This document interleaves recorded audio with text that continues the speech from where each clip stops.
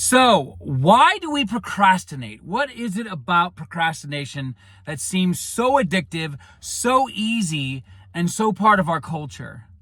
So, procrastination, there's a series of psychological contributions to why we wait, why we don't act, why we fear acting, and let's deep dive into this. So, one of the many contributors in terms of research that shows why people procrastinate, right? Why is it that we put off things? Why is it that we fear? Because procrastination tends to be, not always, but tends to be a form of fear.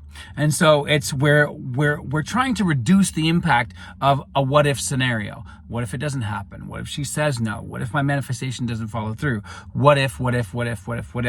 So procrastination is a self-protecting measure, except it's protecting the ego. It's not protecting the inner self, because the inner self isn't what needs protecting, right? It is the outer self that you've constructed to make you feel safe in the world. And so that part of you is saying, hey, why don't we just wait? Because based on prior experience, and that's key as well, that's another contributing factor. Based on prior experience, based on something that happened last week, 10 years ago, or based on something that happened 5 different times in my life, this is why this is inevitable. So I'm going to put this off. And even though I want to put faith in myself, and that's another contributing factor, I'm not, right? And so that actually leads to another psychological contributor, which is self-efficacy. I know it's a funny word, but self-efficacy is about self-efficiency, right? Another easy way to understand that is to put that in a form of a question. Is, do I have what it takes? That's really, really what self-efficiency is. And if your answer is no, then there are going to be a myriad or a collection of reasons why you are going to put off today, which you can also put off till tomorrow, right? And so you're going to find reasons. And this is very powerful, because if you understand this, that you understand that procrastination needs a character. Procrastination needs a story.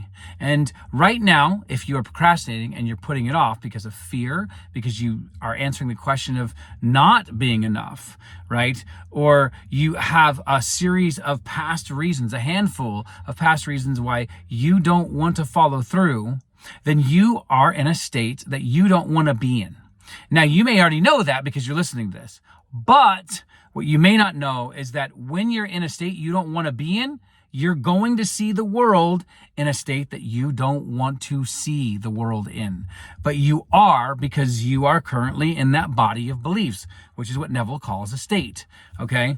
And so that means you have to rise in consciousness. You know, the Bible says to turn the other cheek. That's just a metaphor for rising in consciousness, for thinking differently, going and repenting, or turning away from your current set of interpretations, giving up on those, right?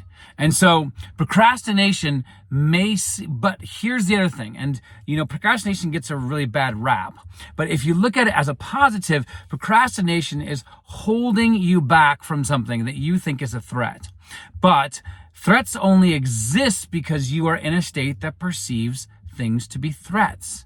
You are in a body of beliefs that say, well, if I do this, or if I say this, if I present it this way, right? Or if I ask a question to this person, it's not going to happen, right? And so we procrastinate. This is the same with the argument of whether I should act or whether I shouldn't act. You're always acting. You pressed watch, you press play, you press subscribe, you press whatever it is that you did. That's an action. Anything that you take in this world is a form of action. Anything you do, breathing is an action. You're always acting. So don't fear action. What you have to ask is, why am I in a state where I fear action? Right? That's a state. Anything that you believe or conceive or consent to or agree to, that's a state. That's a belief. And they're stacks of states that we go in and out of every day. This is what Neville says, right? All of the time, every second of every day, right? These are just beliefs. But the problem is that, and go check out my video on this, is that they can create what are called belief chains, okay? And that means then you become a personality. You become a character. You become an avatar of your own set of belief chains, okay? So when you're talking about procrastination, you have to ask, okay, that means I have a belief that there's a threat in my environment, that I'm not capable of overcoming that threat, one, right? And that I don't have the capacity or the tools or the courage to be able to overcome this old state. So I'm just going to stay in the old state because I know the old state. So how do you do this? Well, in the field of psychology, we refer to one of these techniques as exposure therapy. But because I'm a behavioral scientist, I realize that change can be crap scary for many people, that you need to use nudges. And these are from the field of behavioral science. Nudges are small micro steps, okay? That means you're not going to be like, okay, I want to overcome the fear of heights, and I'm going to go jump out of a plane without a parachute. Yeah. So you want to get a parachute, by the way. So what you need to do is you need to make micro steps towards your goal, whether that be micro steps internally, because you feel like, well, this is too big of a goal. And for me to make the emotional jump from, hey, everything's not fine, to, hey, everything's great, is going to take you a minute. That's fine. That's okay. So what you do is you set up emotional touch points. You set emotional goals every day. Okay, I want to practice this for 5 minutes today. Tomorrow I want to practice it for 10 minutes, and so on and so forth. It's kind of like a fitness routine, right? Think of your emotions as reps. The more that you repeat them, the more that you build the muscle. Okay, so this is how you begin the process of slowly overcoming procrastination. But you always look at any emotion or anything like procrastination as an arrow pointing you to an original belief, or a limiting belief, or a memory, or a feeling behind whatever experience it is that you've accepted as true. And that's key, because you have accepted it as true right now. So that means you need to pretty much create another belief that you want to be believing, a belief that you now deserve as the new person. Okay?